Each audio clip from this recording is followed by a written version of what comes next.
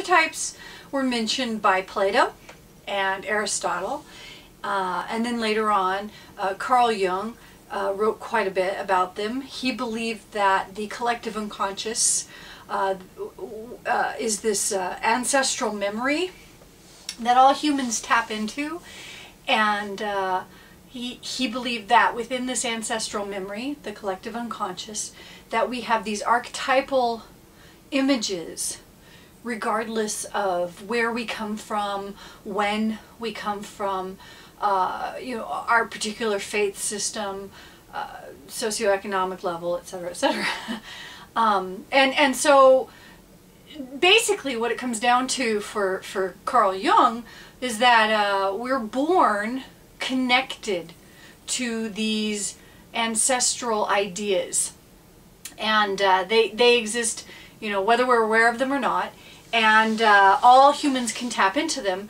And in this way, all conversations lead back to these ideas. Now, contemporary philosophers and post-Jungians, they've taken the archetype to the next step, and like James Hillman is one, Julie Kristeva, Maria Louise von Franz, etc., etc. I mean, I could spout off a bunch of names. But what they've done with archetypes is they've gone the next step and said that they're not just these static ideas, that they're actually dynamic, and they change according to the culture that they come from. And so, like, the foundation or the skeleton of the archetype stays the same regardless of the people or the person, but the details of it can change and evolve or devolve depending on how the culture uses them. Now, this is radical, and I don't know that if Jung was still alive he would agree with this, but in between James Hillman and Carl Jung, with this you know, changing of archetypes, you had Joseph Campbell. And Campbell really subscribed to the Jungian idea that archetypes are kind of immobile, and that they're universal. And he wrote at length about them, particularly in regards to the hero's quest. He believed that all stories go back to the hero story, and that within the hero story there are specific archetypal things that happen, and that there are specific archetypal characters and figures that exist. For example, the hero is an archetype. You know, he or she is unchanging, except for some of the less important, Campbell would say, details. So you know some things about a hero. Hero in some way is going to be orphaned by one or both parents, or orphaned by the community. The hero is going to get the call to adventure, and the call to adventure is often the hero being asked to leave the community, or asked to save the community, and thus having to leave the community. Usually the hero will refuse the call, but not always, but generally speaking the hero will refuse the call. All of these stages on the hero's quest are archetypes. And then the people that the hero encounters are archetypes. Like, there's often a brother battle within the quest circle, and the brother battle is that the hero is sometimes born with a twin, and the twin is his or her shadow side.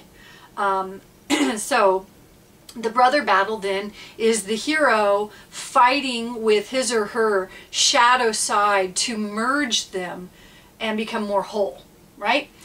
We see this in the Epic of Gilgamesh. The brother is Enkidu. Gilgamesh is this king, and I mean, he's perfect in every way, although he's kind of a jerk, but that's neither here nor there.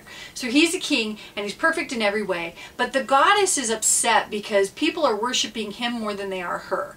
And so what she does is she creates a brother for Gilgamesh. She makes his exact opposite. She takes everything that is Gilgamesh and she twists it and creates Enkidu, or Enkidu, but I've always said it as Enkidu, which sounds silly, but anyway. And so where Gilgamesh is you know, refined and cultured and very king-like, Enkidu is a wild man, and he's savage.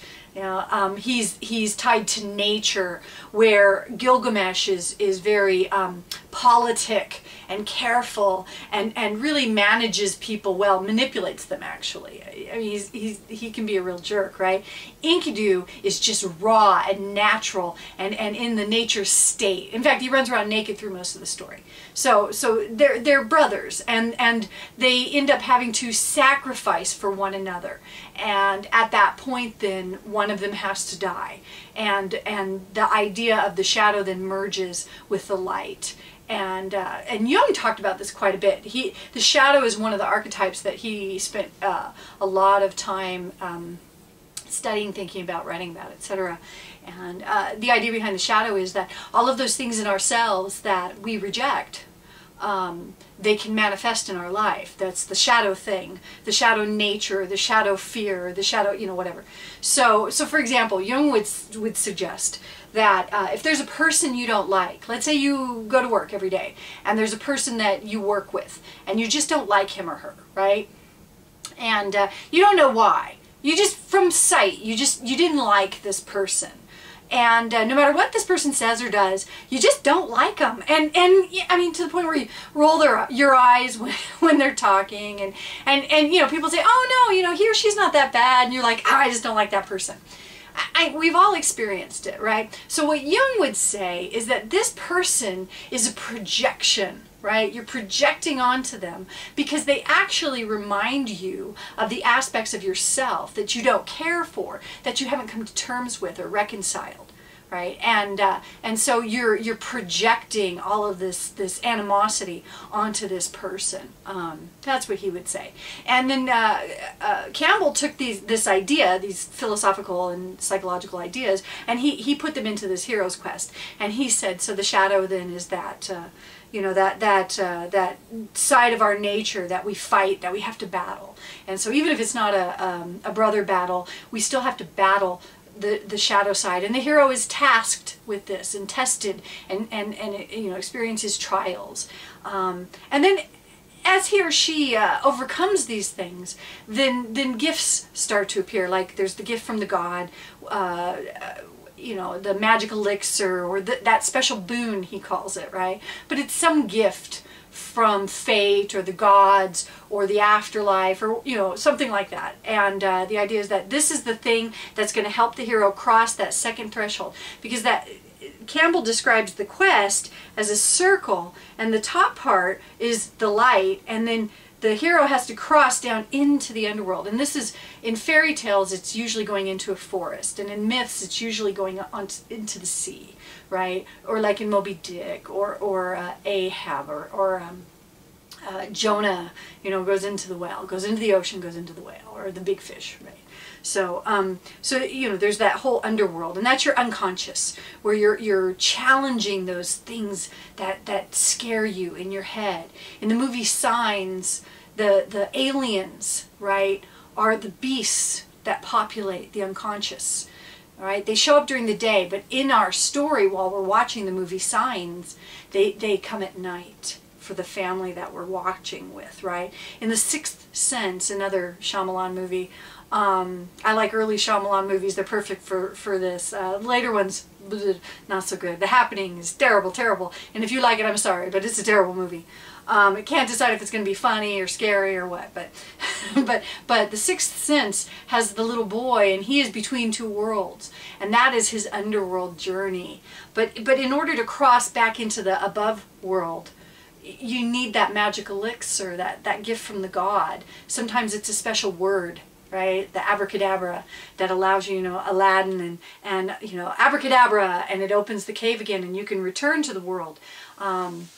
But whatever it is, you need that, and often you need the help of your allies, or your beloved, or your brother who you've now reconciled with, or etc., etc.